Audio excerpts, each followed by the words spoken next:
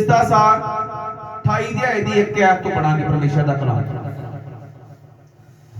लिखा जे तुसी जो अपने परमेश्वर की आवाज नूं मन ला के सुनो अते उहदे सारे हुक्मां दी पालना करो अते पूरा करो जिन्हां दा अज तुहानूं हुक्म दिंदा हां तां जो तुहाडा परमेश्वर तुहानूं सारियां कौमां तो उच्चा करेगा। हालेलुया। देखो परमेश्वर ने किड्डा वड्डा साडे नाल वादा कीता भैणों ते भराओ, इसलिए इन्ने इन्ने वड्डे जो खुदा ने वादे कीते आ उन्हां नूं अपनी जिंदगी च कई बार परमेश्वर सानूं आशीष दे दिंदा वा पर सानूं अपने जीवन में उन्हें आशीष लियाउण लग्या टाइम लगता। परमेश्वर ने इसराइलियां नूं कहता कि तुहानूं कनान दी धरती च पहुंचाउणा पर उन्होंने टाइम लगा उन्होंने दी कमियां कर। परमेश्वर अपने वादे दे करके अपने नाम दे करके सानू छडाउंदा कि जो परमेश्वर दा वादा जो परमेश्वर अपने लोगों नाल वादा करदा कि मैं तुहानूं ये आशीष देवांगा। चाहे कनान दे विच थोड़े लोग गए पर गए जरूर। हालेलुया। परमेश्वर ने अब्राहम इसहाक नाल वादा कीता ही कि तेरी अंश नूं मैं बरकत देवांगा। चाहे बहुत सारे लोग जिहड़े आ उसे जंगल विच सफर दे विच खत्म हो गए जिन्हां ने परमेश्वर दा हुक्म नहीं मन्निया, परमेश्वर दे हुक्म दी उलंघना कीती, परमेश्वर नूं कोसिया, अपनियां कमियां करके दोष परमेश्वर दे दिता, उत्थे खत्म हो गए। पर कुछ लोग जिहड़े लोग कनान दी धरती ते पहुंच के परमेश्वर ने उन्हां नूं बचा के अपना वादा पूरा कर दिता। हालेलुया। अज भी परमेश्वर भैणों ते भराओ जो साडे नाल वादा करदा परमेश्वर अपने वादे दा सच्चा ते जिंदा खुदा वा।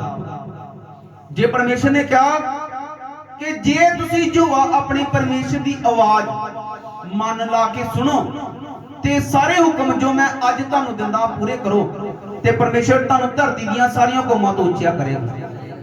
हालेलुया। और कितना समा सानूं इस मंजिल ते पहुंचण वास्ते लगना ये साडे ते डिपेंड आ कि असीं किन्नी छेती ये आशीष परमेश्वर कोल लैणी। हालेलुया। सब तो वड्डी गल कि परमेश्वर दे विच जदों असीं आ गए आ पहली आशीष सानूं जिहड़ी मिली आ वो ये आ कि खुदा ने साडे सारे गुनाह माफ कर दिए, सारे गुनाह माफ हो गया।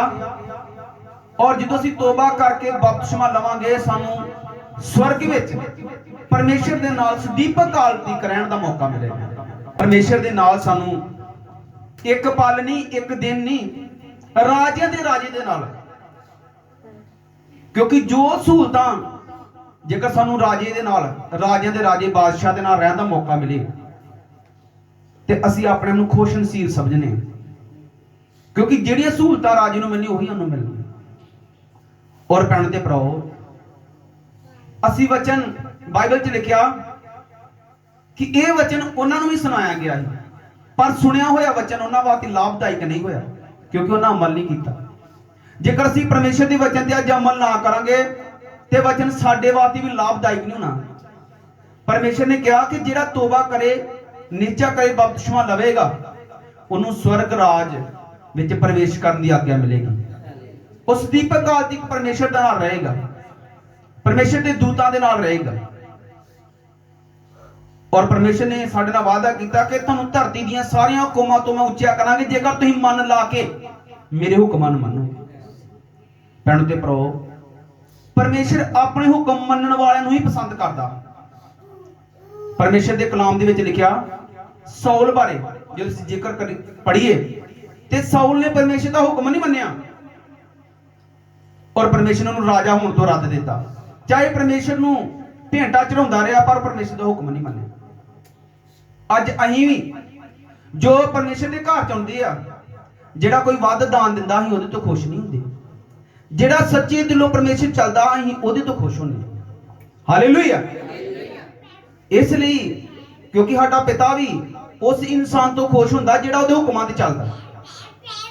और जेकर असीं परमेश्वर तो उल्ट चलांगे तो परमेश्वर हमारे जीवन च कदे भी काम नहीं करेगा। इसलिए भैन ते भराओ मैं हर भैन भरावां नूं ਇਹ कहना भी अपनी जिंदगी विच जिहड़ा हुक्म सुनने असीं कलाम चों ਉਹਨੂੰ अपने पल्ले बन लो कि पूरी जिंदगी विच जदों तक आपां जीना आपां हुक्मां तो टस मस नहीं होना। मनने हुक्म चाहे जो मर्जी हो जाए, शैतान चाहे जिन्नियां मर्जी रुकावटां पाए, हुक्म मनने ऐतवार भावें जिन्नी मर्जी सानूं जरूरी काम होए, चलो कई बार मजबूरी भी हुंदी है इंसान की, पर अहीं एक जिंदगी च परमेश्वर ने कहा 6 दिन काम कर 7वें दिन मेरी हजूरी च आउणा ही होना। क्योंकि परमेश्वर साडा दयालु ते कृपालु आ, साडियां मजबूरियां नूं भी जानदा, साडियां मुश्किलां नूं भी जानदा, क्योंकि गुस्से विच धीरज दया ते वफादारी नाल भरपूर आ। और परमेश्वर दी वफादारी अहीं बेवफा हो सकने परमेश्वर नाल, पर जिहड़ी साडी बेवफाई आ परमेश्वर दी वफादारी नूं पिछे नहीं कर सकदी। हालेलुया। परमेश्वर दे कलाम च लिखिआ जेकर अहीं बेवफा भी हो जाइए परमेश्वर नाल ते साडी बेवफाई आ जिहड़ी वो परमेश्वर नूं बेवफा नहीं बना सकदी। क्यों? क्योंकि वो अपना इनकार नहीं कर सकदा। परमेश्वर जेकर परमेश्वर वफादार आ ते वफादार है वा, ये नहीं आ अहीं बेवफा हो जाएंगे ते परमेश्वर भी बेवफा हो जाएगा। परमेश्वर की आ वफादार, गुस्से विच धीरज। जिद्दां एक इंसान ना जे कोई बेवफाई करदा ਉਹਨੂੰ ਧੋਖਾ ਦਿੰਦਾ ਤੇ ਉਹ ਵੀ ਕਹਿੰਦਾ ਮੈਨੂੰ ਧੋਖਾ ਹੀ ਦੇਣਾ, ਪਰ परमेश्वर ਨਾਲ ਹੀ ਜੇ ਧੋਖਾ ਵੀ ਕਰਨੇ ਆ ਉਹਦੇ ਨਾਲ ਬੇਵਫਾ ਵੀ ਹੋ ਜਾਂਦੇ ਆ, परमेश्वर फिर भी वफादार है। हालेलुया। क्यों? क्योंकि वो अपना इनकार नहीं कर सकता। असी परमेश्वर का इनकार कर सकते हैं, अहीं इंसान हाँ, पर परमेश्वर अपना इनकार नहीं कर सकता। जे परमेश्वर ने कहा कि मैं जुगा ते अंत तक हर वेले तुहाडे नाल आ, ते वो नाल है वा, ਉਹਨੂੰ नाल रखण वास्ते सानू परमेश्वर दे हुक्म मनने पैणे, कंडीशनां ਜਿਹੜੀਆਂ ਉਹ ਮੰਨਣੀਆਂ ਹੀ ਪੈਣੀਆਂ। हालेलुया। और लिखिया कि जे तुसी जो अपने परमेश्वर की आवाज मन ला के सुननी, कि जिहड़ा कलाम असी किन्ना कलाम सुनिया हुण तक, किन्नी वारी सुनिया, ये सोचना भी की उन्हां विचों किन्ने हुक्म आपां अपनी जिंदगी च लागू कीते, किन्ने हुक्म अपनी जिंदगी च लागू कीते और अपनी जिंदगी ते झाती मारनी है, ताकि परमेश्वर की जिहड़ी आशीष साडे जीवन च आ नहीं रही, ਉਹਦਾ यही कारण। ਅਸੀਂ ਪੜਾਂਗੇ परमेश्वर के अगों कलाम दे विचों भी हुक्म मनन दे फायदे ते ना हुक्म मनन दे नुकसान की है। ਉਹ ਤੁਸੀਂ ਆਪਣੇ ਆਪ ਆਪਣੇ ਜੀਵਨ ਤੇ हर इंसान, मैं भी तुसीं भी ਅਸੀਂ ਆਪਣੇ ਜੀਵਨ ਤੇ ਝਾਤੀ ਮਾਰਨਾ ਕਿ ਜਦੋਂ ਅਸੀਂ परमेश्वर ਦੇ ਹੁਕਮ ਨਹੀਂ ਮੰਨੇ ਉਦੋਂ ਸਾਡੇ ਤੇ ਕਿਹੜੀਆਂ ਵਿਪਤਾਵਾਂ ਆਈਆਂ, ਤੇ ਜਦੋਂ ਅਸੀਂ ਹੁਕਮ ਮੰਨ ਰਹੇ ਹੁਣ ਕਿਉਂ ਨਹੀਂ ਹੁੰਦੀ। ਹਾਲੇਲੂਇਆ। क्योंकि बाइबल च लिखा कि परमेश्वर का कलाम एक शीशा वा, ਜਦੋਂ इंसान शीशे ਵਿੱਚ ਆਪਣਾ ਮੂੰਹ ਵੇਖਦਾ ਉਹਨੂੰ ਫੇਰ ਪਤਾ ਲੱਗਦਾ ਮੇਰੇ ਮੂੰਹ ਦੇ ਕਿੱਥੇ ਕਿੱਥੇ ਨਿਸ਼ਾਨ ਨੇ, ਕਿੱਥੇ ਕਿੱਥੇ ਚੰਗਾ, ਕਿੱਥੋਂ ਗੋਰਾ, ਕਿੱਥੋਂ ਕਾਲਾ, ਕਿਹੜੇ ਨਿਸ਼ਾਨ ਨੇ। ਜਦੋਂ ਤੱਕ ਸ਼ੀਸ਼ਾ ਨਾ ਵੇਖੇ ਨੂੰ ਪਤਾ ਨਹੀਂ ਲੱਗਦਾ, ਕਿਸੇ ਤੇ ਵਿਸ਼ਵਾਸ ਨਹੀਂ ਹੁੰਦਾ। ਜੇ ਮੈਂ ਤੁਹਾਨੂੰ ਕਹਾਂਗਾ ਆਪਣੇ ਕੋਲੋਂ, ਤੁਹਾਨੂੰ ਵਿਸ਼ਵਾਸ ਨਹੀਂ ਹੋਣਾ ਕਿ ਇਹ ਦੋਸ਼ ਲਾ ਰਿਹਾ ਸ਼ਾਇਦ, ਪਰ ਜਦੋਂ ਅਸੀਂ ਕਲਾਮ ਨੂੰ ਪੜਾਂਗੇ, ਸ਼ੀਸ਼ੇ ਨੂੰ ਵੇਖਾਂਗੇ, ਫੇਰ ਸਾਨੂੰ ਪਤਾ ਲੱਗੇਗਾ ਕਿ ਸਾਡੀ ਜ਼ਿੰਦਗੀ ਵਿੱਚ ਕਿਹੜੀਆਂ ਕਿਹੜੀਆਂ ਗਲਤੀਆਂ ਨੇ, ਕਿਹੜੀਆਂ ਕਿਹੜੀਆਂ ਕਮੀਆਂ ਨੇ ਜਿਹੜੀਆਂ ਸਾਨੂੰ ਪੂਰੀਆਂ ਕਰਨ ਦੀ ਲੋੜ ਆ। ਹਾਲੇਲੂਇਆ। क्योंकि परमेश्वर ने अब्राहम नूं जिहदे नाल वादा कीता ही कि मैं तेनू आशीष देवांगा ते तेरी अंश विचों धरती दे राजे निकलणगे, अब्राहम नूं परमेश्वर ने कहा ही। पर देखो कितनी वड्डी गल कि 100 साल दी उम्र च ओहदा कोई बच्चा ही नहीं, ते परमेश्वर की कह रहा, परमेश्वर कह रहा तेनू तेरी जिहड़ी अंश वा वो आकाश दे तारियां जिन्नी होएगी, पर 100 साल दी उम्र तक ओहदे कोल कोई बच्चा नहीं है, कोई औलाद नहीं है। तो कह रहा, परमेश्वर नूं कह रहा कि प्रभु तू मैनू की देवेगा, मैं बुजुर्ग हो रहा पर मेरे ते कोई इलाज ही नहीं है। ते परमेश्वर ने कहा जा जे गिन सकदे ते समान दे तारे गिन ला, इन्नी तेरी अंश होगी। हालेलुया। और बाइबल च लिखा कि परमेश्वर ना होया विचों, ना होया जे मोया जिहां विचों संतान पैदा कर सकदा। हालेलुया। और सारा बुजुर्ग हो चुकी ही और 25 साल तक अब्राहम दे कोई औलाद नहीं हुई, और 100 साल दी उम्र च परमेश्वर ने पुत्र दिता इसहाक, और वो वादे करके परमेश्वर ਜਦੋਂ ਉਹਨੂੰ ਅਜੇ ਆਸ਼ੀष नहीं ਦਿੱਤੀ, ਉਸ ਵੇਲੇ परमेश्वर ने कहा हे अब्राहम तू संपूर्ण हो जा, ਤੈਨੂੰ मैं आशीष देनी है। हालेलुया। ਜਦੋਂ तक ਅਸੀਂ संपूर्ण नहीं उन्नी देर तक परमेश्वर की आशीष ਸਾਡੇ जीवन ਵਿੱਚ नहीं आ सकती। उन्नी देर तक परमेश्वर की आशीष आउण दा मतलब आ कि परमेश्वर का ਸਾਡੇ जीवन ਵਿੱਚ आउणा। परमेश्वर पवित्र खुदा, पवित्र परमेश्वर आ, ਉਹ ਪਵਿੱਤਰਤਾ ਤੋਂ ਬਿਨਾ ਜੇ ਅਸੀਂ ਜਿੰਨੀ ਮਰਜ਼ੀ ਇਸ ਜਗ੍ਹਾ ਦੀ ਘਰ ਦੀ ਸਜਾਵਟ ਫੁੱਲਾਂ ਨਾਲ ਕਰ ਲਈਏ, ਜਿੰਨੇ ਮਰਜ਼ੀ ਫੁੱਲ ਲਾ ਲਈਏ ਮਹਿੰਗੇ ਮੁੱਲ ਦੇ, ਜਿੰਨੇ ਮਰਜ਼ੀ ਮਹਿੰਗੇ ਮੁੱਲ ਦੇ ਮੈਟ ਵਿਛਾ ਲਈਏ ਤੇ ਕਹੀਏ ਪਰਮੇਸ਼ਰ ਨੂੰ ਬੁਲਾਈਏ, ਪਰਮੇਸ਼ਰ ਨੇ ਨਹੀਂ ਆਉਣਾ। ਕਿਉਂਕਿ ਪਰਮੇਸ਼ਰ ਨੂੰ ਫੁੱਲਾਂ ਦੀ ਸਜਾਵਟ ਨਹੀਂ, ਪਵਿੱਤਰਤਾਈ ਦੀ ਸਜਾਵਟ ਚਾਹੀਦੀ ਹੈ। ਹਾਲੇਲੂਇਆ। ਜੇ ਪਵਿੱਤਰਤਾਈ ਦੀ ਸਜਾਵਟ ਨਹੀਂ ਹੈ ਉੱਥੇ ਪਰਮੇਸ਼ਰ ਨਹੀਂ ਆ ਸਕਦਾ। ਚਾਹੇ ਜੋ ਮਰਜ਼ੀ ਕਰ ਲਈਏ, ਚਾਹੇ ਮਹਿੰਗੇ ਮੁੱਲ ਦੇ ਕਰੋੜਾਂ ਰੁਪਏ ਖਰਚ ਕੇ ਅਸੀਂ ਘਰ ਨੂੰ ਸਜਾ ਲਈਏ ਕਿ ਸਾਡੇ ਰਾਜਿਆਂ ਦੇ ਰਾਜੇ ਨੇ ਆਉਣਾ, ਪਰ ਉਹਨੇ ਨਹੀਂ ਆਉਣਾ। ਹਾਲੇਲੂਇਆ। ਸੋ ਭੈਣ ਤੇ ਭਰਾਓ, ਪਰਮੇਸ਼ਰ ਦਾ ਹੁਕਮ ਮੰਨਣਾ ਬਹੁਤ ਜ਼ਰੂਰੀ ਹੈ ਸਾਡੇ ਜੀਵਨ ਵਿੱਚ। ਔਰ ਜੋ ਆਸ਼ੀਸ਼ ਪਰਮੇਸ਼ਰ ਕਹਿ ਰਿਹਾ, ਫਿਰ ਕਈ ਵਾਰੀ ਅਸੀਂ ਏਡੇ ਵੱਡੇ ਖੁਦਾ ਦੇ ਨਾਲ ਸਾਂਝ ਪਾ ਕੇ, ਏਡੇ ਵੱਡੇ ਜਿਉਂਦੇ ਪਰਮੇਸ਼ਰ ਦੇ ਨਾਲ, ਜਿਹਨੇ ਧਰਤੀ, ਆਕਾਸ਼, ਸੂਰਜ, ਚੰਦਰਮਾ, ਪਾਣੀ, ਸਮੁੰਦਰ ਆਪਣੇ ਇੱਕ ਸ਼ਬਦ ਨਾਲ ਬਣਾਏ। ਉਹਨੇ ਕੋਈ ਮਿਸਤਰੀ ਨਹੀਂ ਲਾਏ ਸੂਰਜ ਬਣਾਉਣ ਵਾਸਤੇ, ਚੰਦਰਮਾ ਬਣਾਉਣ ਵਾਸਤੇ, ਤਾਰੇ ਬਣਾਉਣ ਵਾਸਤੇ, ਸਮੁੰਦਰ ਦੇ ਪਾਣੀ ਨੂੰ, ਜਿਹਦੇ ਅੱਜ ਵੀ ਕਹਿਣਾ ਮੰਨਦੇ ਆ। ਹਾਲੇਲੂਇਆ। ਜਿਹਦਾ ਅੱਜ ਵੀ ਕਹਿਣਾ ਮੰਨਦੇ ਆ। ਹਾਲੇਲੂਇਆ। ਜਿਹਨੇ ਕਾਰ ਬਣਾਈ, ਉਹ ਜਦੋਂ ਵੇਖਿਆ ਉਹ ਕਾਰ ਜਿਹੜੀ ਆ ਖਲੋਤੀ ਇੱਕ ਜਗ੍ਹਾ ਤੇ ਉਹ ਇਨਸਾਨ ਜਿਹੜਾ ਵਾ ਲਾਗੇ ਬੈਠਾ ਤੇ ਉਹ ਲਾਗੋਂ ਦੀ ਲੰਘ ਰਿਹਾ, ਜਿਹਨੇ ਖੁਦ ਫੈਕਟਰੀ। ਉਹਨਾਂ ਨੇ ਕਿਹਾ ਵੀ ਤੂੰ ਇੱਥੇ ਕੀ ਕਰ ਰਿਹਾ ਬੈਠਾ, ਕੀ ਗੱਲ? ਉਹਨੇ ਕਿਹਾ ਕਾਰ ਖਰਾਬ ਹੋ ਗਈ।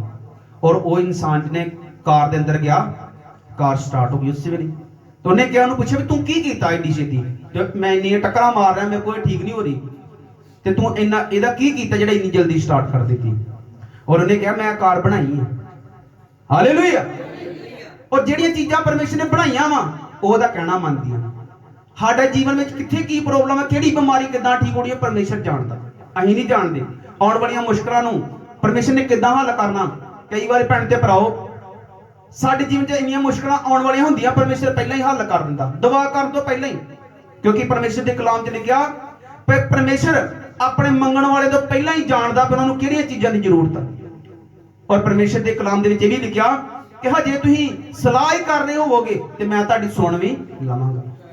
ਇਹ ਔਰ ਇੱਕ ਇਨਸਾਨ ਪਰਮੇਸ਼ਰ ਅੱਗੇ ਦੁਹਾਈ ਦਿੰਦਾ, ਉਹਦੀ ਤਾਂ ਵੀ ਨਹੀਂ ਸੁਣਦਾ। ਇੱਕ ਇਨਸਾਨ ਨੂੰ ਕਿਹਾ ਖੁਦਾ ਨੇ ਕਿ ਤੂੰ ਜੇ ਸੋਚ ਹੀ ਰਿਹਾ ਹੋਏਗਾ ਵੀ ਮੈਂ ਕਾਵਾਂ ਦੀ ਦੁਆ ਕਰਾਂ ਤੇ ਮੈਂ ਸੁਣ ਹੀ ਲਵਾਂਗਾ। ਇਹਦੇ 'ਚ ਫਰਕ ਕੀ ਆ ਕਿ ਜਦੋਂ ਅਸੀਂ ਪਰਮੇਸ਼ਰ ਵਿੱਚ, ਉਹਦੇ ਹੁਕਮਾਂ ਦੇ ਵਿੱਚ ਪੂਰੇ ਉਤਰਾਂਗੇ, ਸੰਪੂਰਨ ਹੋ ਜਾਾਂਗੇ, ਫਿਰ ਅਸੀਂ ਜੋ ਸੋਚਾਂਗੇ ਪਰਮੇਸ਼ਰ ਉਹੀ ਸੁਣੇਗਾ। ਹਾਲੇਲੂਇਆ। ਕਿਉਂ? ਕਿਉਂਕਿ ਪਰਮੇਸ਼ਰ ਸਾਡੇ ਨਜ਼ਦੀਕ ਹੋਏਗਾ। ਨਜ਼ਦੀਕ ਲਿਆਉਣ ਵਾਸਤੇ ਸਾਨੂੰ ਪਰਮੇਸ਼ਰ ਦੇ ਹੁਕਮਾਂ ਦੇ ਵਿੱਚ ਰਹਿਣਾ ਔਰ ਪਵਿੱਤਰਤਾਈ ਵਿੱਚ ਰਹਿਣਾ ਬਹੁਤ ਜ਼ਰੂਰੀ ਹੈ।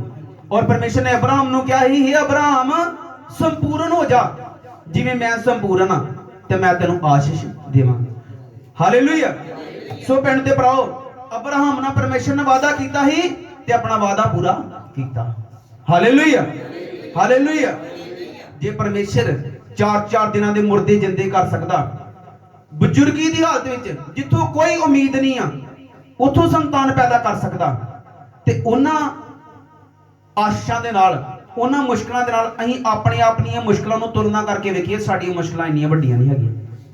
ਪਰ ਸਾਨੂੰ ਦੁਆ ਕਰਨੀ ਪਏਗੀ ਔਰ ਪਰਮੇਸ਼ਰ ਦੇ ਕਲਾਮ ਤੇ ਆਪਣਾ ਮਨ ਜਿਹੜਾ ਲਾਉਣਾ ਪਏਗਾ। ਔਰ ਲਿਖਿਆ, ਜੇ ਤੁਸੀਂ ਜੋ ਆਪਣੇ ਪਰਮੇਸ਼ਰ ਦੀ ਆਵਾਜ਼ ਨੂੰ ਮਨ ਲਾ ਕੇ ਸੁਣੋ। ਪਰਮੇਸ਼ਰ ਦੀ ਆਵਾਜ਼ ਕੀ ਹੈ? ਪਰਮੇਸ਼ਰ ਦਾ ਕਲਾਮ। ਕਿ ਕਈ ਵਾਰੀ ਜਦੋਂ ਵੀ ਅਸੀਂ ਸੋਚਦੇ ਹਾਂ ਕਿ ਸਾਨੂੰ ਕੋਈ ਪਰਮੇਸ਼ਰ ਆਵਾਜ਼ ਦੇਵੇ, ਭੈਣ ਤੇ ਭਰਾਓ, ਪਰਮੇਸ਼ਰ ਇਹੀ ਦੀ ਆਵਾਜ਼ ਆ। ਇਹ ਕਲਾਮ ਜਿਹੜਾ ਵਾ, ਇਹ ਪਰਮੇਸ਼ਰ ਦੀ ਆਵਾਜ਼ ਆ। ਇਹਨੂੰ ਮਨ ਲਾ ਕੇ ਸੁਣਨਾ ਔਰ ਇਹਦੇ ਤੇ ਚੱਲਣ ਦੇ ਨਾਲ ਹੀ ਸਾਨੂੰ ਸਾਰੀਆਂ ਆਸ਼ੀਸ਼ਾਂ ਮਿਲਣੀਆਂ। ਹਾਲੇਲੂਇਆ। ਔਰ ਲਿਖਿਆ, ਜੇ ਤੁਸੀਂ ਜੋ ਆਪਣੇ ਪਰਮੇਸ਼ਰ ਦੀ ਆਵਾਜ਼ ਮਨ ਲਾ ਕੇ ਸੁਣੋ ਅਤੇ ਉਹਦੇ ਸਾਰੇ ਹੁਕਮਾਂ ਦੀ ਪਾਲਣਾ ਕਰੋ। ਸਾਰੇ ਹੁਕਮਾਂ ਦੀ।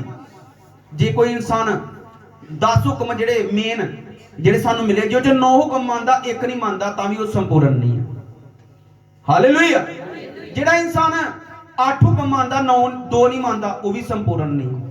ਪਰਮੇਸ਼ਰ ਨੇ ਕਿਹਾ 10 ਦੇ 10 ਹੁਕਮ ਹੀ ਮੈਨੂੰ ਚਾਹੀਦੇ ਆ। ਮੇਰੇ ਮੰਨਣੇ 10 ਦੇ 10 ਹੁਕਮ ਮੰਨੋਗੇ, ਪੂਰੇ ਹੁਕਮ ਮੰਨੋਗੇ। ਲਿਖਿਆ, ਅਤੇ ਉਸਦੇ ਸਾਰੇ ਹੁਕਮਾਂ ਦੀ ਪਾਲਣਾ ਕਰਕੇ ਪੂਰਾ ਕਰੋ, ਜਿਨ੍ਹਾਂ ਦਾ ਮੈਂ ਅੱਜ ਤੁਹਾਨੂੰ ਹੁਕਮ ਦਿੰਦਾ ਹਾਂ, ਤਾਂ ਯਹੋਵਾ ਤੁਹਾਡਾ ਪਰਮੇਸ਼ਰ ਤੁਹਾਨੂੰ ਧਰਤੀ ਦੀਆਂ ਸਾਰੀਆਂ ਕੌਮਾਂ ਤੋਂ ਉੱਚੀਆਂ ਕਰੇਗਾ। ਹਾਲੇਲੂਇਆ। ਔਰ ਭੈਣ ਤੇ ਭਰਾਓ, ਇਸ ਲਈ ਜਿਹੜੇ ਪਰਮੇਸ਼ਰ ਨਾਲ ਸਾਂਝ ਪਾਈਦੀ ਆ, ਉਹ ਪਰਮੇਸ਼ਰ ਇੱਕ ਸ਼ਬਦ ਨਾ ਕਹੇ ਤੇ ਸਮੁੰਦਰ ਦੇ ਤੂਫਾਨ ਜਿਹੜੇ ਥੰਮ ਜਾਂਦੇ। ਤਾਂ ਹੀ ਪਰਮੇਸ਼ਰ ਦੇ ਕਲਾਮ 'ਚ ਲਿਖਿਆ ਕਿ ਜੇਕਰ ਚਾਹੇ ਸਮੁੰਦਰ ਗਰਜਣ ਤੇ ਝੱਗ ਛੱਡਣ ਚਾਹੇ ਪਹਾੜ ਸਮੁੰਦਰ ਵਿੱਚ ਸੁੱਟੇ ਜਾਣ, ਪਰ ਤੁਹਾਨੂੰ ਚਿੰਤਾ ਕਰਨ ਦੀ ਕੋਈ ਲੋੜ ਨਹੀਂ। ਜਿੱਡੀ ਵੱਡੀ ਮਰਜ਼ੀ ਚਾਹੇ ਜਾਦੂ ਟੂਣੇ ਦੀ ਮੁਸੀਬਤ, ਚਾਹੇ ਸ਼ੈਤਾਨ ਦੁਸ਼ਟ ਆਤਮਾ ਦੀ ਮੁਸੀਬਤ ਹੋਵੇ, ਪਰ ਪਰਮੇਸ਼ਰ ਨੇ ਕਿਹਾ ਤੁਹਾਨੂੰ ਡਰਨ ਦੀ ਕੋਈ ਲੋੜ ਨਹੀਂ ਆ, ਮੈਂ ਤੁਹਾਨੂੰ ਉਹਦੇ ਵਿੱਚੋਂ ਬਾਹਰ ਕੱਢ ਲਾਂਗਾ। ਹਾਲੇਲੂਇਆ। ਜਦੋਂ ਚੇਲੇ ਡਰ ਗਏ, ਕਿਸ਼ਤੀ ਵਿੱਚ ਤੂਫਾਨ ਆ ਗਿਆ ਬੜੇ ਜ਼ੋਰ ਦਾ, ਔਰ ਚੇਲੇ ਡਰ ਗਏ ਯਿਸੂ ਮਸੀਹ ਦੇ, ਪਰ ਪ੍ਰਭੂ ਯਿਸੂ ਮਸੀਹ ਵੀ ਕਿਸ਼ਤੀ ਵਿੱਚ ਹੀ ਸੁੱਤੇ।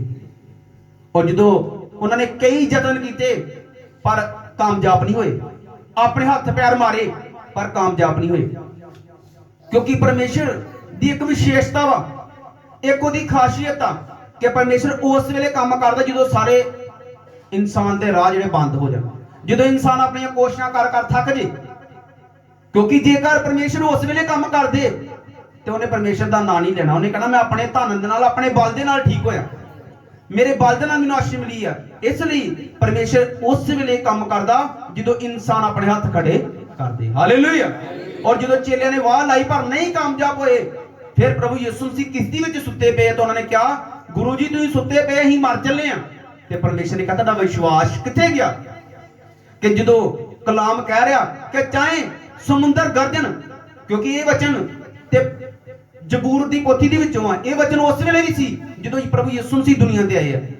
ਔਰ ਪ੍ਰਭੂ ਨੇ ਕਿਹਾ ਤੁਹਾਡਾ ਵਿਸ਼ਵਾਸ ਕਿੱਥੇ ਗਿਆ? ਜਦੋਂ ਕਲਾਮ 'ਚ ਲਿਖਿਆ ਕਿ ਚਾਹੇ ਸਮੁੰਦਰ ਗਰਜਣ ਤੇ ਪਾਣੀ ਝੱਗ ਛੱਡਣ, ਚਾਹੇ ਪਾਣੀ ਉੱਚੇ ਉੱਚੇ ਜਾਣ, ਚਾਹੇ ਪਹਾੜ ਸਮੁੰਦਰ ਵਿੱਚ ਸੁੱਟੇ ਜਾਣ, ਪਰ ਤੁਹਾਨੂੰ ਡਰਨ ਦੀ ਕੋਈ ਲੋੜ ਨਹੀਂ। ਫਿਰ ਤੁਸੀਂ ਕਿਉਂ ਡਰ ਰਹੇ ਜੇ ਜਦ ਮੈਂ ਤੁਹਾਡੇ ਨਾਲ ਆ? ਤੇ ਪ੍ਰਭੂ ਯਿਸੂ ਮਸੀਹ ਉੱਠੇ ਔਰ ਸਮੁੰਦਰ ਨੂੰ ਦਬਕਾ ਮਾਰਿਆ ਔਰ ਲਹਿਰਾਂ ਜਿਹੜੀਆਂ ਸਮੁੰਦਰ ਦੀਆਂ ਉੱਥੇ ਹੀ ਸ਼ਾਂਤ ਹੋ ਗਈਆਂ। ਹਾਲੇਲੂਇਆ। ਹਾਲੇਲੂਇਆ। ਸੋ ਭੈਣ ਤੇ ਭਰਾਓ, ਅਸੀਂ ਅੱਗੋਂ ਪਰਮੇਸ਼ਰ ਦਾ ਕਲਾਮ ਪੜਾਂਗੇ ਕਿ ਪਰਮੇਸ਼ਰ ਦੇ ਹੁਕਮ ਮੰਨਣ ਨਾਲ ਸਾਨੂੰ ਬਰਕਤਾਂ ਕਿਹੜੀਆਂ-ਕਿਹੜੀਆਂ ਮਿਲਦੀਆਂ।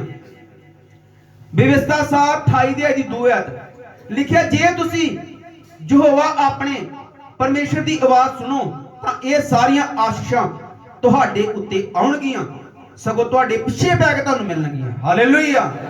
ਪਰਮੇਸ਼ਰ ਦਾ ਵਾਅਦਾ ਕਿ ਪ੍ਰਭੂ ਨੇ ਕਿਹਾ ਚਿੰਤਤ ਹੋਣ ਦੀ ਲੋੜ ਨਹੀਂ, ਮੰਗਣ ਦੀ ਲੋੜ ਨਹੀਂ ਆ, ਤੁਹਾਡੇ ਪਿੱਛੇ ਪੈ ਆਉਣਗੀਆਂ ਆਸ਼ੀਸ਼ਾਂ।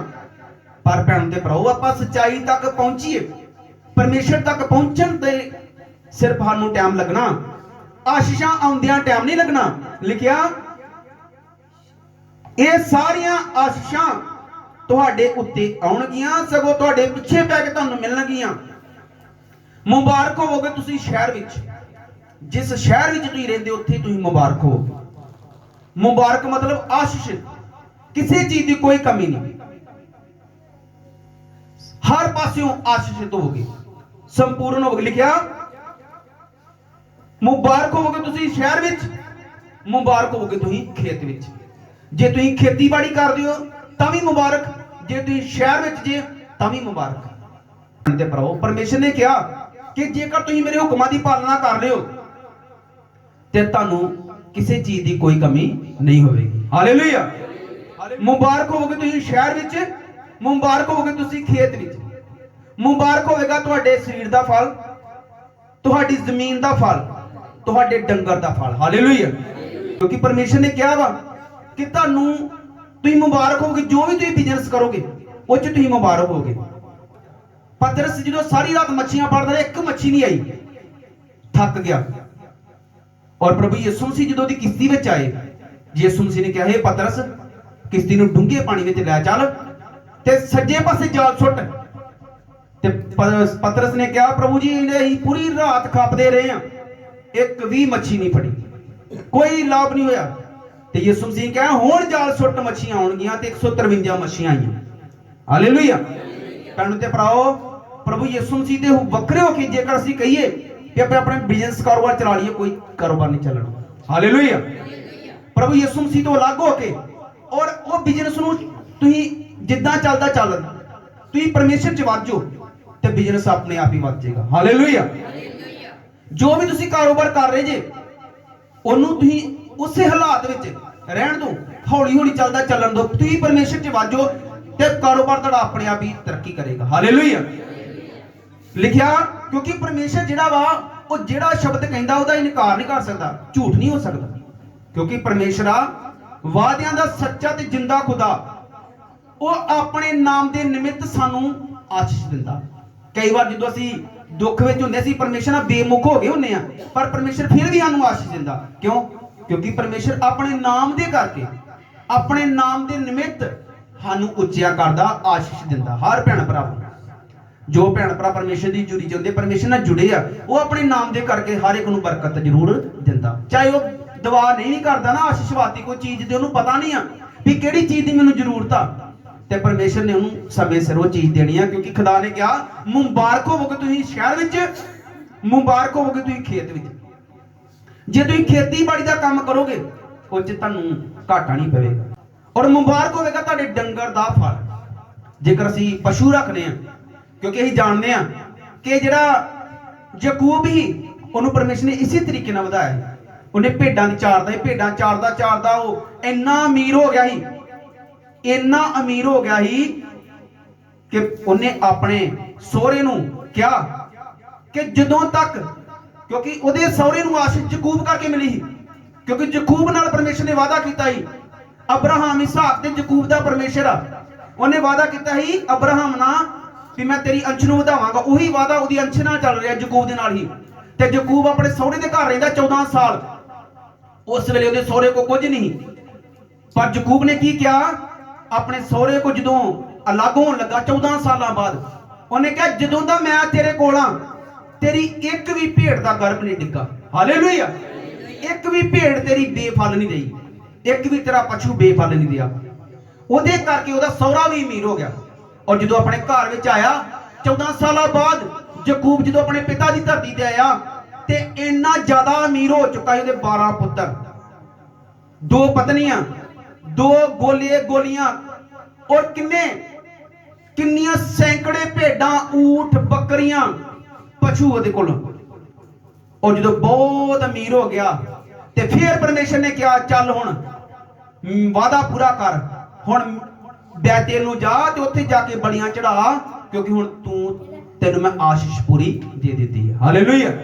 मुबारक होगा तुहाडे शरीर दा फल, तुहाडी जमीन दा फल, तुहाडे डंगर दा फल, तुहाडे चौणे दा वादा, तुहाडे इज्जड़ दे बच्चे। मुबारक होगी तुहाडी खारी, तुहाडा परातरा। मुबारक होवोगे तुसीं अपने अंदर जाण विच, और मुबारक होवोगे तुसीं अपने बाहर जाण विच। युवा तुहाडे वैरियां नूं जिहड़े तुहाडे विरुद्ध उठदे हन, तुहाडे अगों मरवा सुटेगा। एक राह थाई आउणगे पर 37 राही होके भज्जणगे। हालेलुया। भैणों ते भराओ, शैतान जो साडा वैरी आ, परमेश्वर उहनूं नष्ट कर देगा, क्योंकि परमेश्वर दा वादा बिना परमेश्वर दे हुक्म मन्निए, जे आपां कहिए बिना हुक्म मन्ने आशीषां मिलन, परमेश्वर नूं की लोड़ आ सानूं आशीषां देण दी, जदों असीं परमेश्वर नाल कोई साडा रिलेशन ही नहीं है। भैणों ते भराओ, जेकर इस तरीके नाल परमेश्वर आशीषां देवे लोकां नूं, ते बहुत सारे लोग फिर कोई भी धरती ते गरीब ना होवे, कोई भी कंगाल ना होवे धरती ते, क्योंकि परमेश्वर उन्हां नूं ही आशीषां दिंदा वा जिहड़े उहदे हुक्म दी पालना करदे, अपने जीवन च पूरे करदे आ। ठीक है, जेकर तुसीं युवा अपने परमेश्वर की आवाज ना सुनो, भई उहदे सारे हुक्मां अते विधियां की पालना ना करो जिहड़े अज तुहानूं हुक्म दिंदा हां, तां इह सारे श्राप तुहाडे उत्ते आउणगे अते तुहानूं जा फड़नगे। हालेलुया। जिद्दां आशीषां प्रभु ने कहा ना कि तुसीं मंगोगे ना तां भी तुहाडे कोल आउणगीआं, ते श्राप प्रभु ने कहा तुहानूं अपने आप ही फड़नगे जाके जिथे मर्जी लुक जाओ। शराबी होवोगे तुसीं शहर विच, शराबी होवोगे तुसीं खेत विच, शराबी होवेगा तुहाडे शरीर दा फल, तुहाडी जमीन दा फल, तुहाडे चौणे दा वादा, तुहाडे इज्जड़ दे बच्चे। शराबी होवोगे तुसीं अपने अंदर आउण विच, अते शराबी होवोगे तुसीं अपने बाहर जाण विच। जो आ तुहाडे हत्थां दे सारे कम्मां उत्ते तुहाडीआं करतूतां दी बुराई दे कारण जिन्हां नाल तुसीं मैनूं त्याग दिता, तुहाडे उत्ते श्राप, घबराहट, झिड़क पावेगा जद तक तुसीं धरती तो बर्बाद हो के नाश ना हो जाओ। हालेलुया। भैणों ते भराओ, परमेश्वर दा क्रोध जदों इंसान ते हुंदा वा तो फिर उहनूं कोई भी बचा सकदा नहीं। हालेलुया। और वेखो परमेश्वर कहता जेकर तुसीं मेरे हुक्मां दे विच रहोगे तो तुहानूं मैं किन्नियां आशीषां देवांगा, पर जेकर तुसीं मेरे हुक्मां तो बेमुख हो जाओगे, मैनूं त्याग दोगे, ते नहीं क्या खुदा ने मैं आशीषां बंद कर दांगा। आशीषां नहीं बंद करांगा, सगों होर श्राप पावांगा। क्योंकि परमेश्वर के कलाम च लिखा ਜਿਹੜਾ ਤੋਬਾ ਕਰੇ ਬਪਤਿਸਮਾ ਲਵੇਗਾ ਉਹ ਬਚਾਇਆ ਜਾਵੇਗਾ, ਪਰ ਜਿਹੜਾ ਉਹਦੀ ਪ੍ਰਤੀਤ ਨਾ ਕਰੇਗਾ ਉਹ ਤੇ ਸਜ਼ਾਵਾਂ ਆਉਣਗੀਆਂ। ਇਹ ਸਜ਼ਾਵਾਂ ਕਿਉਂਕਿ ਪਰਮੇਸ਼ਰ ਦਾ ਹੁਕਮ ਤੇ ਮੰਨ ਲਿਆ ਪਰ ਬਾਅਦ ਚ ਉਹਦੀ ਕਦਰ ਨਹੀਂ ਕੀਤੀ। ਹੁਕਮ ਮੰਨ ਕੇ ਬਪਤਿਸਮਾ ਲੈ ਕੇ ਫੇਰ ਬੀੜੀਆਂ ਸਿਗਰਟਾਂ ਫੇਰ ਉਹੀ ਪਾਪ ਕਰਨੇ ਸ਼ੁਰੂ ਕਰ ਦਿੱਤੇ ਤੇ ਪਰਮੇਸ਼ਰ ਨੂੰ ਹੋਰ ਨਾਰਾਜ਼ ਕੀਤਾ। ਹਾਲੇਲੂਇਆ। ਸੋ ਭੈਣ ਤੇ ਭਰਾਓ ਲਿਖਿਆ ਕਿ ਸ਼ਰਾਬ ਜਿੱਦਾਂ ਤੁਹਾਡੇ ਸਰੀਰ ਦਾ ਫਲ ਕਿ ਪਰਮੇਸ਼ਰ ਅੰਸ਼ ਅੱਗੇ ਵਧਣ ਨਹੀਂ ਦੇਗਾ, ਸ਼ਰਾਫਤ ਹੋ ਜਾਗੇ। ਇਸ ਲਈ ਪਰਮੇਸ਼ਰ ਦੇ ਹੁਕਮਾਂ ਦੇ ਵਿੱਚ ਰਵਾਂਗੇ ਤੇ ਸਾਡੇ ਜੀਵਨ ਦੇ ਵਿੱਚ ਬਹੁਤ ਸਾਰੀਆਂ ਆਸ਼ਾਂ ਜਿਨ੍ਹਾਂ ਬਾਰੇ ਅਸੀਂ ਜਾਣਦੇ ਨਹੀਂ ਆ, ਕਿਉਂਕਿ ਪਰਮੇਸ਼ਰ ਦੇ ਕਲਾਮ 'ਚ ਲਿਖਿਆ ਜਿਹੜੀਆਂ ਵਸਤਾਂ ਨਾ ਇਨਸਾਨ ਤੇ ਕਦੇ ਮਨ ਚ ਆਈਆਂ ਨਾ ਉਹਨੇ ਕਦੇ ਸੋਚੀਆਂ। ਕੁਝ ਚੀਜ਼ਾਂ ਆਪਾਂ ਸੋਚਦੇ ਆ ਵੀ ਯਾਰ ਆਹ ਆਸ਼ਾ ਨੂੰ ਮਿਲ ਜੇ ਤੇ ਠੀਕ ਆ, ਪਰ ਕਈ ਇਹੋ ਜਿਹੀਆਂ ਆਸ਼ਾ ਜਿਹਦੇ ਬਾਰੇ ਅਸੀਂ ਕਦੀ ਸੋਚਿਆ ਨਹੀਂ। ਪਰਮੇਸ਼ਰ ਨੇ ਆਪਣੇ ਹੁਕਮ ਮੰਨਣ ਵਾਲਿਆਂ ਵਾਸਤੇ ਉਹ ਚੀਜ਼ਾਂ ਤਿਆਰ ਕੀਤੀਆਂ, ਕਿਉਂਕਿ ਉਹ ਕੈਟਾਗਰੀ ਜਿਹੜੀ ਪਰਮੇਸ਼ਰ ਦੇ ਹੁਕਮ ਨਹੀਂ ਮੰਨਦੀ ਤੇ ਉਹ ਕੈਟਾਗਰੀ ਉਹ ਜਮਾਤ ਜਿਹੜੀ ਪਰਮੇਸ਼ਰ ਦੇ ਹੁਕਮ ਮੰਨਦੀ, ਬਹੁਤ ਸਾਰਾ ਫਰਕ ਆ। ਜ਼ਮੀਨ ਅਸਮਾਨ ਦਾ ਫਰਕ ਆ। ਜਿਹੜੇ ਲੋਕ ਪਰਮੇਸ਼ਰ ਦੇ ਹੁਕਮ ਨਹੀਂ ਮੰਨਦੇ, ਜਿਹੜੇ ਮੰਨਦੇ ਆ ਉਹਨਾਂ ਵਾਸਤੇ ਆਸ਼ਾਂ ਤੁਸੀਂ ਸੁਣ ਲੀਆਂ, ਔਰ ਜਿਹੜੇ ਨਹੀਂ ਮੰਨਦੇ ਉਹਨਾਂ ਵਾਸਤੇ ਸ਼ਰਾਬ ਵੀ ਤੁਸੀਂ ਸੁਣਿਆ। ਹਾਲੇਲੂਇਆ। ਜਿਹੜਾ ਆਦਮ ਸੀਗਾ ਉਹਨੇ ਪਰਮੇਸ਼ਰ ਦਾ ਹੁਕਮ ਨਹੀਂ ਮੰਨਿਆ, ਉਹਨੂੰ ਪਰਮੇਸ਼ਰ ਨੇ ਸ਼ਰਾਪ ਦਿੱਤਾ। ਪਹਿਲਾਂ ਪਰਮੇਸ਼ਰ ਨੇ ਕਿਹਾ ਸੀ ਇਹ ਬਾਗ ਦੇ ਵਿੱਚ ਰਹਿ ਤੇ ਇਹਦੀ ਵਾਹੀ ਕਰ, ਰੋਟੀ ਖਾ। ਫਿਰ ਪਰਮੇਸ਼ਰ ਨੂੰ ਬਾਗੋਂ ਬਾਹਰ ਕੱਢ ਦਿੱਤਾ ਵੀ ਜਾ, ਜਦੋਂ ਤੱਕ ਤੂੰ ਮਿੱਟੀ ਹੋ ਕੇ ਪਸੀਨਾ ਨਾ ਤੇਰਾ ਚੋਏਗਾ ਉਦੋਂ ਤੱਕ ਤੂੰ ਰੋਟੀ ਨਸੀਬ ਨਹੀਂ ਹੋਏਗੀ। ਇਸੇ ਤਰ੍ਹਾਂ ਤੂੰ ਮਿਹਨਤ ਕਰਦਾ ਰਹੇਗਾ ਜਦੋਂ ਤੱਕ ਤੂੰ ਮਿੱਟੀ ਵਿੱਚੋਂ ਨਿਕਲੇ ਤਾਂ ਮਿੱਟੀ ਵਿੱਚ ਫੇਰ ਮਿਲਣਾ ਜਾਵੇਗਾ। ਭੈਣ ਤੇ ਭਰਾਓ ਜਿਹੜੇ ਇਹ ਸ਼ਰਾਪ ਨੇ ਇਹ ਮਰਨ ਤੱਕ ਸਾਡਾ ਸਾਥ ਨਹੀਂ ਛੱਡਦੇ, ਮਰਨ ਤੱਕ ਸਾਨੂੰ ਛੁਟਕਾਰਾ ਨਹੀਂ ਮਿਲਦਾ ਸ਼ਰਾਫਾਂ ਤੋਂ। ਕਿਉਂਕਿ ਬਾਈਬਲ 'ਚ ਲਿਖਿਆ ਜਿਹੜਾ ਹੱਥ ਤੇ ਹੱਥ ਰੱਖ ਕੇ ਪਿੱਛੇ ਮੁੜਦਾ ਉਹਨੂੰ ਕੀ ਪਰਮੇਸ਼ਰ ਨੇ ਕਿਹਾ ਮੇਰੇ ਯੋਗ ਨਹੀਂ ਆ, ਉਹਨੂੰ ਆਸ਼ੀਸ਼ ਨਹੀਂ ਮਿਲੇਗੀ। ਹਾਲੇਲੂਇਆ। ਹਾਲੇਲੂਇਆ। ਹੁਣ ਥੋੜਾ ਜਿਹਾ ਅੱਗੇ ਪੜਾਂਗੇ ਲਿਖਿਆ ਉਹ ਤੁਹਾਡੇ ਉੱਤੇ ਬਵਾ ਪਾਵੇਗਾ, ਬਿਮਾਰੀ ਲਿਆਵੇਗਾ। ਜਿੱਦਾਂ ਅੱਜ ਬਿਮਾਰੀਆਂ ਕਈ ਆਉਂਦੀਆਂ ਵਾ, ਫਿਰ ਸਾਨੂੰ ਡਰਨ ਦੀ ਲੋੜ ਨਹੀਂ ਆ ਜੇਕਰ ਅਸੀਂ ਪਰਮੇਸ਼ਰ ਵਿੱਚ ਖਰੇ, ਕਿਉਂਕਿ ਪਰਮੇਸ਼ਰ ਦੀ ਜਦੋਂ ਆਸ਼ੀਸ਼ ਸਾਡੇ ਜੀਵਨ ਵਿੱਚ ਆ ਫਿਰ ਇਹ ਬਵਾ ਜਿਹੜੀ ਬਿਮਾਰੀਆਂ ਸਾਡਾ ਕੁਝ ਨਹੀਂ ਵਿਗਾੜ ਸਕਦੀਆਂ। ਪਰ ਜੇਕਰ ਪਰਮੇਸ਼ਰ ਦਾ ਕ੍ਰੋਧ ਹੈ ਸਾਡੇ ਉੱਤੇ ਫਿਰ ਇਹੋ ਬਵਾ ਜਿਹੜੀਆਂ ਸਾਡੇ ਉੱਤੇ ਆਉਣਗੇ। ਲਿਖਿਆ ਉਹ ਤੁਹਾਡੇ ਉੱਤੇ ਬਵਾ ਪਾਵੇਗਾ ਜਦ ਤੱਕ ਉਹ ਤੁਹਾਨੂੰ ਉਸ ਜ਼ਮੀਨ ਉਤੋਂ ਮਿਟਾ ਨਾ ਦੇਵੇ ਜਿੱਥੇ ਤੁਸੀਂ ਕਬਜ਼ਾ ਕਰ ਲਈ ਜਾਂਦੇ ਹੋ। ਯੋਵਾ ਤੁਹਾਨੂੰ ਤਪਦਿਕ ਤਾਪ ਸੋਜ ਮੂਰਖਤਾ ਤੇਗ ਸੋਕੜੇ ਤੇ ਉੱਲੀ ਨਾਲ ਮਾਰੇਗਾ। ਉਹ ਤੁਹਾਡੇ ਪਿੱਛੇ ਲੱਗੀਆਂ ਰਹਿਣਗੀਆਂ ਜਦ ਤੱਕ ਤੁਸੀਂ ਨਾਸ ਨਾ ਹੋ ਜਾਓ, ਅਤੇ ਤੁਹਾਡਾ ਆਕਾਸ਼ ਜਿਹੜਾ ਤੁਹਾਡੇ ਸਿਰ ਉੱਤੇ ਹੈ ਪਿੱਤਲ ਦਾ ਹੋ ਜਾਵੇਗਾ ਤੇ ਧਰਤੀ ਜਿਹੜੀ ਤੁਹਾਡੇ ਪੈਰਾਂ ਹੇਠਾਂ ਲੋਹੇ ਦੀ ਹੋ ਜਾਏਗੀ। ਜਿਹੜੀ ਧਰਤੀ ਆ ਉਹ ਲੋਹੇ ਦੀ ਬਣ ਜਾਏਗੀ ਤੇ ਅਸਮਾਨ ਪਿੱਤਲ ਦਾ। ਕਿ ਅਸਮਾਨ ਦੀ ਜਿੱਦਾਂ ਅਸੀਂ ਦੁਆ ਕਰਨੇ ਕਿ ਪ੍ਰਭੂ ਇਸ ਘਰ ਲਈ ਅਸਮਾਨ ਦੀਆਂ ਖਿੜਕੀਆਂ ਖੋਲ ਦਿਓ, ਤੇ ਜੇਕਰ ਅਸਮਾਨ ਹੀ ਪਰਮੇਸ਼ਰ ਨੇ ਪਿੱਤਲ ਦਾ ਬਣਾਉਂਦਾ ਖਿੜਕੀ ਕਿੱਥੋਂ ਖੋਲਣੀ, ਆਸ਼ੀਸ਼ ਕਿੱਥੋਂ ਹੋਣੀ ਹੈ? ਜੇਕਰ ਸਾਡੀ ਫਸਲ ਤੇ ਵਰਖਾ ਕਿੱਥੋਂ ਹੋਣੀ ਆ? ਇੱਕ ਦੁਨਿਆਵੀ ਵਰਖਾ ਜਿਹੜੀ ਫਸਲ ਤੇ ਪੈਂਦੀ ਆ, ਪਿਛਲੀ ਤੇ ਅਗਲੀ ਦੋਵੇਂ ਵਰਖਾ ਜ਼ਰੂਰੀ ਆ ਫਸਲ ਵਾਦੀ। ਇੱਕ ਉਹ ਵਰਖਾ ਜਿਹੜੀ ਪਰਮੇਸ਼ਰ ਦੀ ਆਸ਼ੀਸ਼ ਆ, ਉਹਨੂੰ ਨਜ਼ਰ ਨਹੀਂ ਆਉਂਦੀ ਪਰ ਉਦੋਂ ਸਾਡੇ ਜੀਵਨ ਚ ਆਉਂਦੀ ਹੈ ਜਦੋਂ ਅਸੀਂ ਪਰਮੇਸ਼ਰ ਦੇ ਹੁਕਮ ਮੰਨਦੇ। ਔਰ ਜਦੋਂ ਪਰਮੇਸ਼ਰ ਨੇ ਕਿਹਾ ਮੈਂ ਆਕਾਸ਼ ਪਿੱਤਲ ਦਾ ਕਰ ਦਾਂਗਾ ਤੇ ਪਰਮੇਸ਼ਰ ਦੀ ਆਸ਼ੀਸ਼ ਵਾਲੀ ਵਰਖਾ ਕਿੱਥੋਂ ਆਏਗੀ? ਸਟਾਪ ਹੋ ਜਾਏਗੀ ਉਸੇ ਵਕਤ, ਆਸ਼ਾ ਬੰਦ ਹੋ ਜਾਣਗੀ ਉਸੇ ਵਕਤ, ਜੇਕਰ ਅਸੀਂ ਪਰਮੇਸ਼ਰ ਦੇ ਹੁਕਮਾਂ ਤੋਂ ਬੇਮੁਖ ਹੋ ਚੁੱਕੇ ਹਾਂ। ਹਾਲੇਲੂਇਆ। ਹਾਲੇਲੂਇਆ। ਮਿਸ਼ਰੀ ਫੋੜੇ ਬਵਾਸੀਰ ਦਦਰੀ ਖੁਰਕ ਨਾਲ ਮਾਰੇਗਾ, ਜਿਨ੍ਹਾਂ ਤੋਂ ਤੁਸੀਂ ਚੰਗੇ ਨਹੀਂ ਹੋ ਸਕੋਗੇ। ਤੁਹਾਡਾ ਗਧਾ ਤੁਹਾਡੇ ਅੱਗੋਂ ਚਰਾਇਆ ਜਾਵੇਗਾ। ਕਿ ਜੇਕਰ ਅਸੀਂ ਸਾਡੇ ਕੋਲ ਕੋਈ ਮੋਟਰਸਾਈਕਲ ਆ ਜਾਂ ਕੋਈ ਸਾਧਨ ਉਹ ਵੀ ਚੋਰੀ ਹੋ ਜਾਏਗਾ। ਜਦੋਂ ਇਹੋ ਜਿਹੀਆਂ ਘਟਨਾਵਾਂ ਹੁੰਦੀਆਂ ਸਾਡੇ ਜੀਵਨ 'ਚ, ਪਰ ਜੇਕਰ ਅਸੀਂ ਪਰਮੇਸ਼ਰ ਵਿੱਚ ਆ ਤੇ ਤੁਸੀਂ ਪਿੱਛੇ ਜੇ ਗਵਾਹੀ ਸੁਣੀ, ਇੱਕ ਭੈਣ ਜੀ ਜਿਹਨਾਂ ਦਾ ਪਰਸ ਗਵਾਚ ਗਿਆ ਸੀ, ਉਹਨਾਂ ਦਾ ਉਹ ਗਵਾਚਾ ਹੋਇਆ ਪਰਸ ਵੀ ਲੱਭ ਗਿਆ। ਹਾਲੇਲੂਇਆ। ਜੇ ਤੁਸੀਂ ਪਰਮੇਸ਼ਰ ਵਿੱਚ ਆ ਗਵਾਚੀਆਂ ਚੀਜ਼ਾਂ ਵੀ ਲੱਭਦੀਆਂ ਨੂੰ, ਪਰ ਜੇ ਤੁਸੀਂ ਪਰਮੇਸ਼ਰ ਵਿੱਚ ਨਹੀਂ ਆ ਫਿਰ ਚੀਜ਼ਾਂ ਲੱਭੀਆਂ ਹੋਈਆਂ ਚੀਜ਼ਾਂ ਵੀ ਗਵਾਚ ਜਾਂਦੀਆਂ। ਕਿਉਂਕਿ ਚੋਰ ਜਿਹੜਾ ਉਨੀ ਦੇਰ ਤੱਕ, ਜੇਕਰ ਪਰਮੇਸ਼ਰ ਬਾਈਬਲ 'ਚ ਲਿਖਿਆ ਜੇਕਰ ਜੁਆਈ ਸ਼ਹਿਰ ਦੀ ਰਾਖੀ ਰਿਹਾ ਕਰੇ ਤਾਂ ਰਾਖੇ ਦਾ ਜਾਗਣਾ ਵਿਅਰਥ ਹੈ। ਜੇਕਰ ਜੁਆਈ ਸ਼ਹਿਰ ਦੀ ਜੁਆਈ ਕੇ ਘਰ ਦੀ ਰਖਵਾਲੀ ਨਾ ਕਰੇ ਤਾਂ ਚੌਕੀਦਾਰ ਦਾ ਰਾਖੇ ਦਾ ਜਾਗਣਾ ਕੀ ਆ? ਵਿਅਰਥ। ਚਾਹੇ ਜਿੰਨਾ ਮਰਜੀ ਉਹ ਜਾਗਦਾ ਰਹੇ ਪਹਿਰਾ ਦੇਵੇ ਪਰ ਚੋਰ ਫਿਰ ਵੀ ਉੱਥੋਂ ਚੋਰੀ ਕਰੇਗਾ। ਹਾਲੇਲੂਇਆ। ਪਰ ਜੇਕਰ ਪਰਮੇਸ਼ਰ ਦੀ ਆਸ਼ੀਸ਼ ਆ, ਪਰਮੇਸ਼ਰ ਦਾ ਅਨੁਗ੍ਰਹਿ, ਪਰਮੇਸ਼ਰ ਦੀ ਕਿਰਪਾ ਘਰ ਉੱਤੇ ਆ ਤੁਹਾਡੇ ਜੀਵਨ ਵਿੱਚ ਆ ਤੇ ਸ਼ੈਤਾਨ ਕੋਈ ਸ਼ਾਂਤੀ ਨਹੀਂ ਚੁਰਾ ਸਕਦਾ, ਕੋਈ ਆਸ਼ੀਸ਼ ਨਹੀਂ। परमेश्वर ਦੀਆਂ ਦਿੱਤੀਆਂ ਹੋਈਆਂ ਆਸ਼ਾਂ ਵੀ ਸ਼ੈਤਾਨ ਸਾਡੇ ਕੋਲ ਚਰਾ ਲੈਂਦਾ ਜੇ ਭੈਣ ਦੇ ਭਰਾਓ। ਜਦੋਂ ਅਸੀਂ ਪਰਮੇਸ਼ਰ ਦੇ ਹੁਕਮਾਂ ਤੋਂ ਬੰਦ ਕਰ ਦਿੰਦੇ ਆ ਕਿ ਉਹ ਸ਼ੈਤਾਨ ਦਾ ਕੀ ਇਹ ਏਮ ਆ, ਉਹਦਾ ਨਿਸ਼ਾਨਾ ਕਿ ਜਿੰਨੀਆਂ ਆਸ਼ਾਂ ਦਿੱਤੀਆਂ ਮੈਂ ਚਰਾਉਣੀਆਂ ਇਹਨਾਂ ਕੋਲ। ਪਰ ਸਾਡਾ ਨਿਸ਼ਾਨਾ ਇਹ ਹੋਣਾ ਚਾਹੀਦਾ ਕਿ ਜਿੰਨੀਆਂ ਆਸ਼ਾਂ ਮਿਲੀਆਂ ਮੈਂ ਤੂੰ ਹੋਰ ਲੈਣੀਆਂ। ਹਾਲੇਲੂਇਆ। ਉਹ ਮਿਲਣ ਦਾ ਕਾਰਨ ਆ ਕਿ ਪਰਮੇਸ਼ਰ ਦੇ ਹੁਕਮ ਦੇ ਵਿੱਚ ਰਹਿਣਾ ਔਰ ਪਰਮੇਸ਼ਰ ਦੀ ਆਗਿਆ ਨੂੰ ਮੰਨਣਾ, ਔਰ ਜਦੋਂ ਪਰਮੇਸ਼ਰ ਦਾ ਸਾਨੂੰ ਕਲਾਮ ਜਿਹੜਾ ਸੁਣਨੇ ਆ ਉਹ ਕਲਾਮ ਤੇ ਚੱਲਣਾ। ਜੇਕਰ ਕਲਾਮ ਤੇ ਨਾ ਚੱਲਾਂਗੇ ਤੇ ਜਿਹੜਾ ਆਮ ਇਨਸਾਨ ਆ ਉਹ ਸੋਚੇਗਾ ਇਹਦੇ ਵਿੱਚ ਕੀ ਫਰਕ ਪਿਆ। ਸਾਡੇ ਜੀਵਨ ਤੋਂ ਵੇਖੇਗਾ ਜਦੋਂ ਅਸੀਂ ਬਾਹਰ ਲੋਕਾਂ ਦੇ ਨਾਲ ਫਿਰਾਂ ਤੁਰਾਂਗੇ, ਉਹਨਾਂ ਵਰਗੇ ਕੰਮ ਕਰਾਂਗੇ, ਉਹ ਵੀ ਝੂਠ ਬੋਲਦੇ ਅਸੀਂ ਵੀ ਝੂਠ ਬੋਲਦੇ ਆ, ਉਹ ਵੀ ਗਾਲਾਂ ਕੱਢਦੇ ਅਸੀਂ ਵੀ ਗਾਲਾਂ ਕੱਢਾਂਗੇ, ਉਹ ਵੀ ਜੂਆ ਖੇਡਦੇ ਅਸੀਂ ਵੀ ਖੇਡਾਂਗੇ, ਉਹ ਵੀ ਸ਼ਰਾਬ ਪੀਂਦੇ ਅਸੀਂ ਵੀ ਉਹਨਾਂ ਦੇ ਲਾਗੇ ਬੈਠਾਂਗੇ। ਤੇ ਫਿਰ ਉਹਨੇ ਸੋਚਣਾ ਕਿ ਇਹਦੇ ਵਿੱਚ ਤੇ ਮੇਰੇ ਵਿੱਚ ਫਰਕ ਕੀ ਹੈ।